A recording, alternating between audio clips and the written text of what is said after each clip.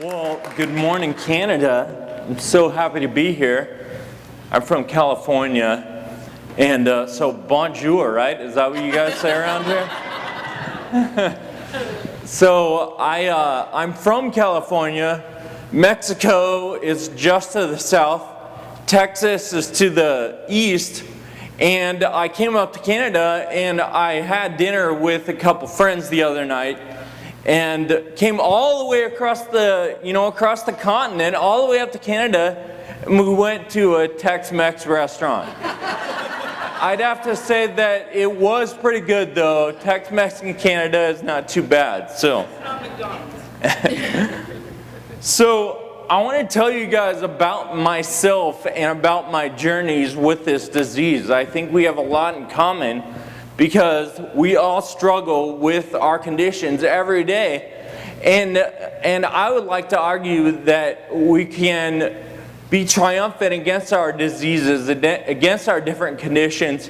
And anyone, even all those able-bodied people in the room, can approach any situation that they see with confidence and see their adversity as an opportunity to do something great with your life. And so I'd like to take you back to the very beginning. And I was a very active kid. I played all kinds of sports. Baseball, basketball, golf. I was a skier. I just loved sports. I was active in everything I did. I went out with my friends all the time to the Sacramento Kings, and we had a good time and just hanging out with friends. When I was 17, out of the blue, I was diagnosed with Friedreichs ataxia. Friedreichs ataxia, what the heck is that? And what's it going to mean for me and my family for the rest of our lives? Well, over the next few years, my family and I found out that Friedreichs ataxia is a rare neuromuscular condition, just like all the muscular dystrophies. It affects balance and coordination, and it has symptoms like scoliosis, diabetes, and life-shortening heart complications. We found out that it would only be a matter of time before I'm in a wheelchair. It would only be a matter of time before I lose all ability to take care of myself. And it would only be a matter of time before my heart fails and I suffer a premature death.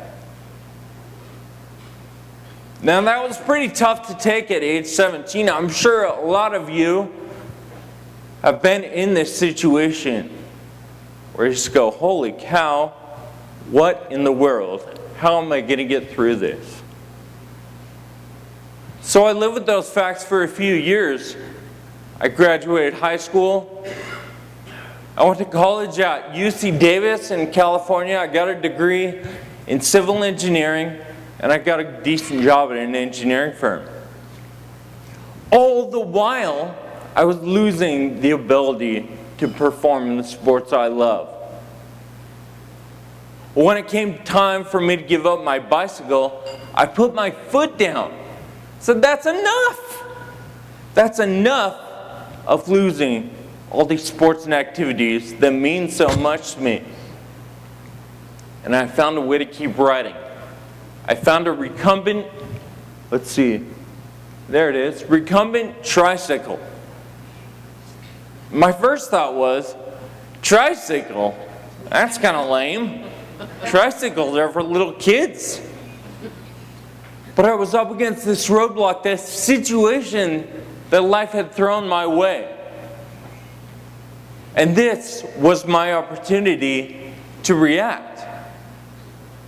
So I went for a test ride. And as I was rolling around in the parking lot, I absolutely fell in love with the freedom that came with this new machine. It was a freedom I hadn't felt in years.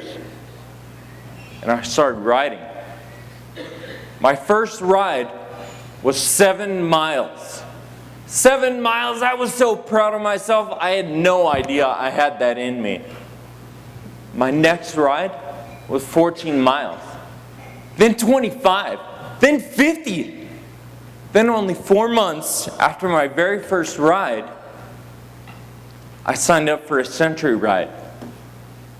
100 miles in a day. What was I thinking? Well, I was up against this roadblock, this situation that life had thrown my way. And once again, this was my opportunity to react.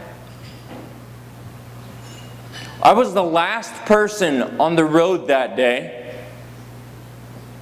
The other riders had finished their ride, eaten dinner, and were driving home.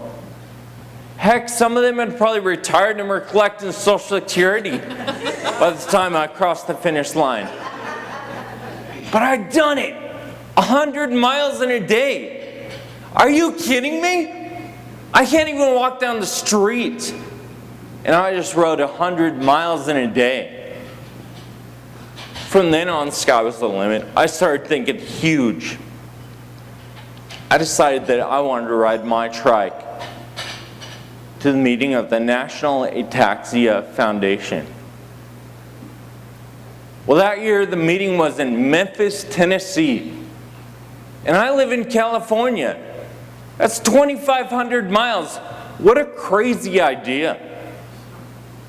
But once again, I found myself in the situation that life had thrown my way.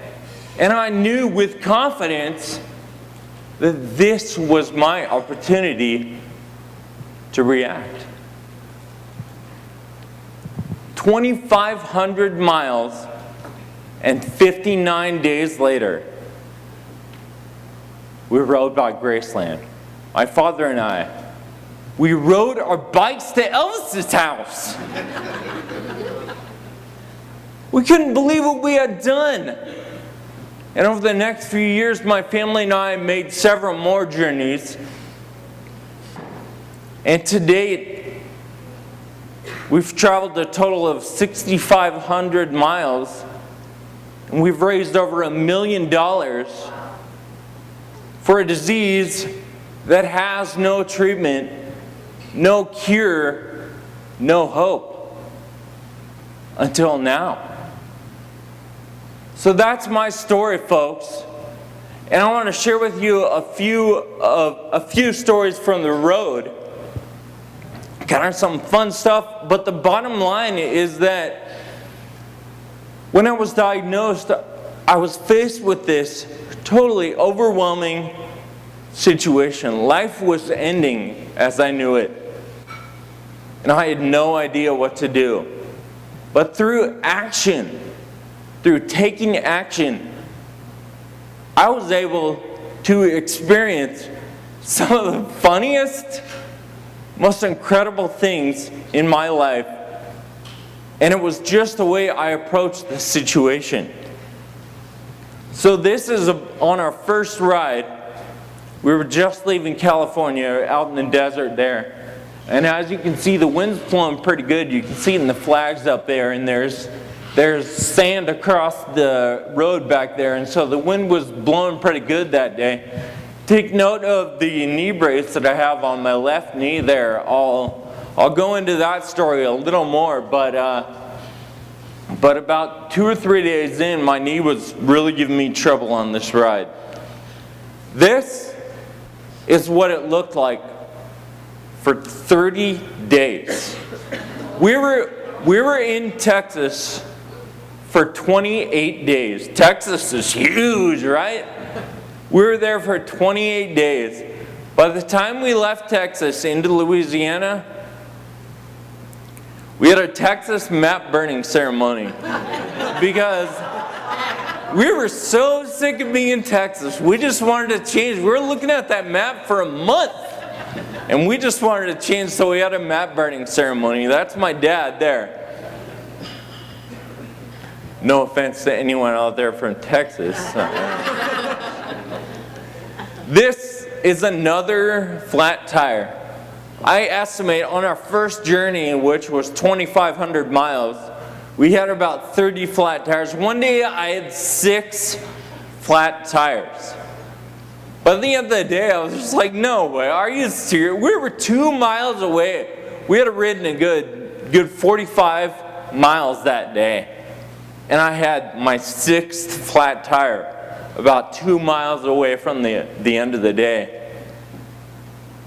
And everybody else was like, why don't we just call somebody to come pick us up, because this is getting ridiculous. You know, we wasted all this time changing tires. And I was like, no way. I'm making it to the end. Call somebody, because we were out of tires. And so we called somebody, one of our crew members, and they came out and brought us a tire, and we finished the last 2 miles. But 6 flat tires in one day. So as I was saying in a couple slides prior, my knee was giving me pain the first couple days of the trip, and it just kept getting worse.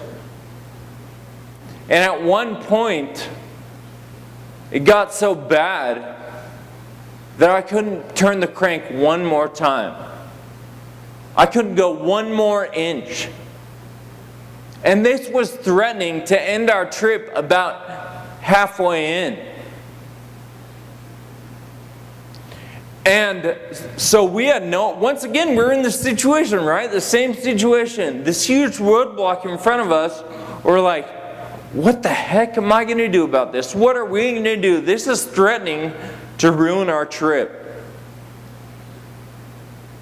So I had met a friend at the National Ataxia Foundation the year before, and this is Clint. That's Clint sitting down there in front. He has FA just like me. And we're in Midland, Texas, and Clint happened to move there like 2 months before. He was living with his dad.